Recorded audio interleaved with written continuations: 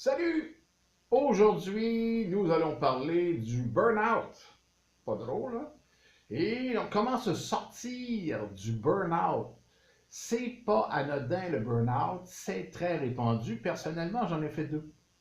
Deux burn-out et presque coup sur coup. Et j'ai fait l'erreur que je vais vous expliquer tout à l'heure, parce que pour se relever d'un burn-out, il faut prendre son temps. Le burn-out est relié généralement aux activités professionnelles, mais ça pourrait être aussi à la maison. Des parents qui ont beaucoup d'enfants, beaucoup de travail, en général, peuvent avoir aussi un burn-out. C'est un trop. Le burn-out, c'est trop de charge pour le système nerveux. Et un jour, on devient brûlé, devient le terme burn.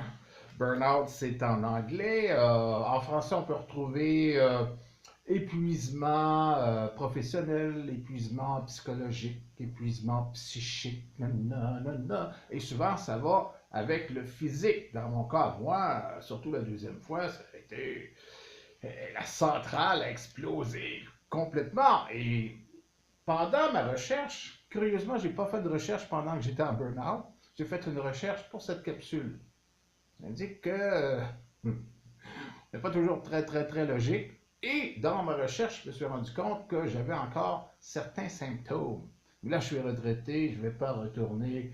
Vous pouvez être sûr de ça. Alors, le burn-out. En France, 3 millions de salariés souffrent de burn-out régulièrement. C'est la moyenne, 3 millions, c'est énorme.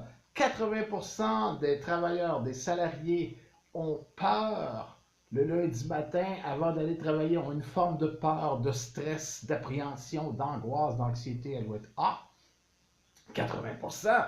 Donc, il n'y a seulement que 20%, on parle toujours des chiffres français, mais d'après moi, les chiffres canadiens ne doivent pas être bien mieux. Peut-être pas en volume, parce qu'on est moins nombreux, mais en pourcentage, ça c'est sûr. Donc, il y a un problème là. La machine industrielle, commerciale, veut pas, c'est une machine. Hein? Alors, dès que tu réussis à sauter à cette hauteur-là, on monte un petit peu la barre, et à un certain moment donné, on n'est plus capable de continuer au même rythme. Alors, c'est une accumulation de stress négatif. Pourquoi je dis stress négatif? Parce que le stress, c'est obligatoire. C'est la mise sous tension de votre système nerveux. Sans stress, vous restez couché le matin, vous ne vous levez pas, là. Mais le stress négatif, c'est toute la partie nerveuse qui est agressive, angoisse, anxiété, ces choses-là. Donc, les symptômes. Comment sait-on qu'on est en train de se rendre jusqu'au burn-out? Alors, voici certains symptômes. Euh, on ne réussit pas à récupérer, jamais à récupérer à 100%. Après un grand week-end, tu reviens à 70%. Il y a toujours un fond de fatigue qui ne te quitte jamais. Il y a une fatigue générale, là. Des troubles de sommeil, digestifs souvent, des migraines pour ceux qui en font, accompagnent ça, l'angoisse, l'anxiété, une diminution du power devant chaque étape. Déjà fatigué en partant. Souvent, vous avez des idées. Moi, c'est mon cas. Ah non, on pourrait faire telle chose. Puis, hop, dans les 5 minutes, oh non. Plus maintenant. Plus dans mon cas, en tout cas. Vous pouvez aussi avoir des pertes de mémoire. J'en ai eu beaucoup. J'en ai encore. Difficulté à se concentrer tellement que vous êtes sous tension. Ça prend un petit peu de relâchement pour se concentrer. Et c'est plus difficile. Tendance à vous isoler aussi parce que vous trouvez que tout le monde court, tout le monde est agressif, vous avez de moins en moins de patience, vous pouvez faire des colères à répétition. Bref, ce sont tous des symptômes du burn-out.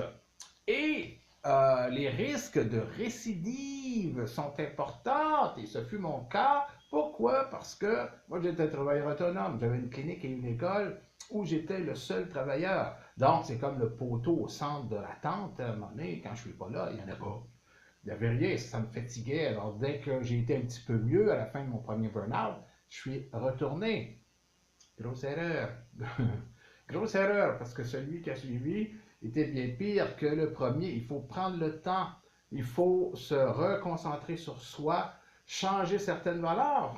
Bien sûr, on travaille pour vivre, mais certains vivent pour travailler. À un moment donné, ça n'arrête plus, c'est comme une machine infernale, et de là vient l'épuisement psychologique. Alors, ça touche qui? Selon le docteur Bowman, c'est un spécialiste de la chose, le docteur Bowman, j'ai aimé lire ça, bien sûr. Ça touche pas les trains de savate, le burn-out. Non, eux autres, ils suivent en arrière, puis ils n'ont pas trop de problème avec ça. Ça touche ceux qui sont à la pointe de la flèche, ceux qui courent. Moi, j'étais un passionné, je le suis encore, et je courais tout le temps, et il n'y a pas personne qui me poussait dans le dos. J'étais mon propre tortionnaire. Alors, ça touche les personnes valeureuses, les perfectionnistes. Ça touche aussi les gens courageux. J'aime ça, entendre ça. Et les gens qui assument tout. Donc, les gens qui en prennent sur leurs épaules constamment, ben moi, j'avais pas le choix, j'étais le seul et unique travailleur.